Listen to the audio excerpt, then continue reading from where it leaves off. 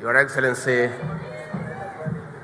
the President of the Republic of Kenya and Commander-in-Chief of the Defense Forces, I've chosen to speak from here because there has been serious breach of protocol.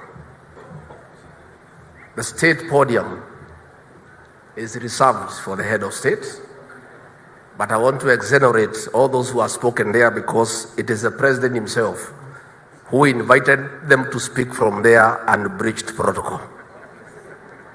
And as a man who was in uniform, I politely declined the invitation by the president to break protocol, and I will speak from here.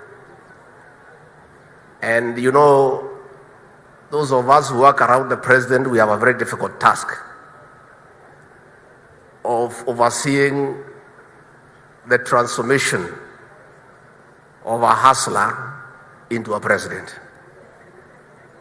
That is why the president is breaching protocol, because much as the hustler nation propelled one of them to State House, it is very difficult to get the hustler out of him. And that is why he is quite comfortable to get everybody to use the state podium. Your Excellency, our President, today is a very important day for this country and for your administration. Among the 5 key pillars is the universal health coverage. And Your Excellency, I want to tell the people of Kenya that is what is happening today is not by accident. It is 1 year of hard work by the president, and I want to confirm the president has held countless meetings, day and night, with officials from the Ministry of Health, our international development partners, and other stakeholders. And Your Excellency, this intervention at the level 1 of intervention is a clear demonstration that you are determined to transform this country through the bottom-up economic transformation agenda. That is why this intervention is at the lowest of the pyramid, mashinani, where wananchi are. Your Excellency, it may look expensive at this stage to provide the equipment and to give stipend to the community health promoters. But Your Excellency, you are well informed that this is short term.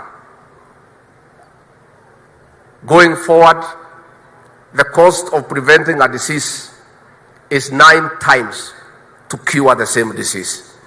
So this is a temporary measure, and in 5 years' time, through this intervention, the cost of curing diseases in this country will come down by 50%. So again, this is an intervention that is geared towards the economic transformation of our republic. For the health care promoters, I want you to pray for President William RUTO, because for many years, nobody has ever remembered you for the voluntary work you have been doing.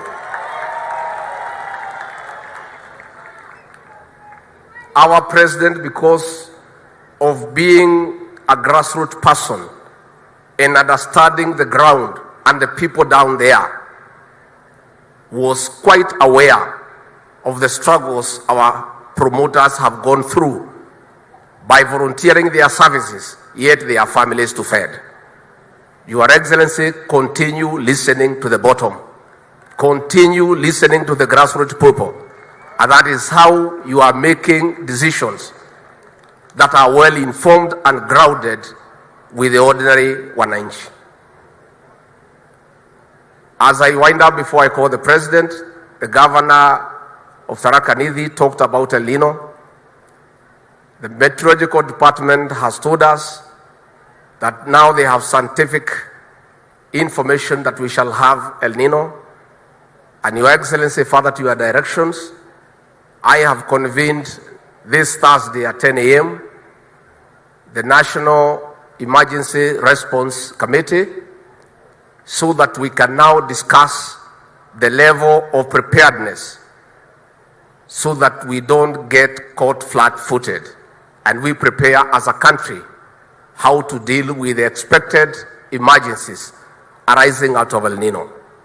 In that meeting, Your Excellency, we have called the Ministry of National Treasury because of the financial implications, the Ministry of Water and Sanitation, the Ministry of Environment, the Ministry of Agriculture and Livestock Development, the Ministry of Asal, the Ministry of Interior, the Ministry of Health, the Meteorological Department, the Drought Management Authority, the Kenya Defense Forces, the National Police Service, humanitarian agencies like Red Cross, international organizations, our development partners, and most important, all the 47 county governors, because in one way or another, they'll have to work with the national government to deal with the various challenges that will come with El Nino. The governors who are here, you'll find the formal invitation when you go back to the office, but this address forms again as a way of inviting you to create time and come for that meeting. The governor, Nairobi, is very critical. There are drainage challenges in this city and other cities of Mombasa, Eldoret, Nakuru that we need to prepare. We need to work together between the national government and the county governments so that as a country we prepare for the challenges that will come with El Nino and we have sufficient information to the people of Kenya, those who are on high ground, those who are in areas that are prone to floods. There is adequate information to the people of Kenya so that everybody can get prepared to deal with the expected emergencies and challenges that may come with El Nino. With those very many remarks, I now want you to stand. We invite our President to the state podium to address the gathering and the people of Kenya. Karibu Mheshimiwa Rais. Asante sana. Tafadhali tuketi chini wale wako na viti. Pongezi sana Bwana Rigiji. Tumpigie makofi kwa kuongea Kiingereza kizuri.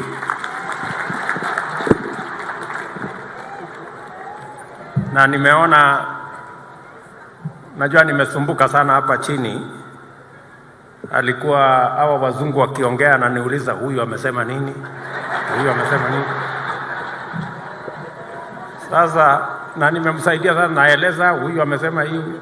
Sasa amesimama hapa ameongea tena ile Kiingereza, nikashangaa sasa huyu mtu kumbe alikuwa ananienjoy. This is a very special moment in the history of public delivery in our country. For decades, success in relieving citizens of the huge burden